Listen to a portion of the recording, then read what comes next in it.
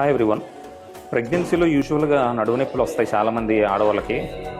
చాలా సంవత్సరాలు ప్రెగ్నెన్సీ తర్వాత నడువు నొప్పి అలాగా ఉండిపోవడానికి మెయిన్ కారణాలు ఏంటంటే ప్రెగ్నెన్సీలో వెయిట్ గెయిన్ అవుతారు అండ్ ఈ గ్రావిడ్ యూట్రస్, ఈ గర్భసంచి ఏదైతే ఉంటుందో సైజ్ పెరుగుతున్న కొద్దీ సెంటర్ ఆఫ్ మాస్ అనేది మన బాడీ మధ్య భాగం నుంచి ఫ్రంట్కి షిఫ్ట్ అవుతుంది అన్నమాట. షిఫ్ట్ అవ్వడం వల్ల ఆటోమేటిక్గా వెయిట్ భారం ముందుకు పడడం వల్ల ఈ లో బ్యాక్ మజిల్స్ అన్నిటి మీద కూడా ఎక్కువ ప్రెజర్ పడుతుంది. ఈ లో బ్యాక్ మజిల్స్ మీద ఎక్కువ ప్రెజర్ పడడం వల్ల ఏమవుతుందంటే ఈ బ్యాక్ మజిల్స్ స్పాజమ్ గురవుతుంది, అంటే బిగుసుకుపోతాయి అనమాట.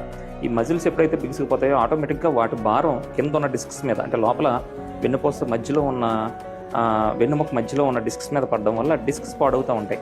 ఇంటర్వెర్టెబ్రల్ డిస్క్ ప్రొలాప్స్ అంటాం. సో వన్స్ ఇంటర్వెర్టెబ్రల్ డిస్క్ ప్రొలాప్స్ వచ్చిన తర్వాత రోజులు గడుస్తున్న కొద్దీ, బరువు పడుతున్న కొద్దీ కూడా ఆ డ్యామేజ్ అనేది పెరుగుతూనే ఉంటుంది.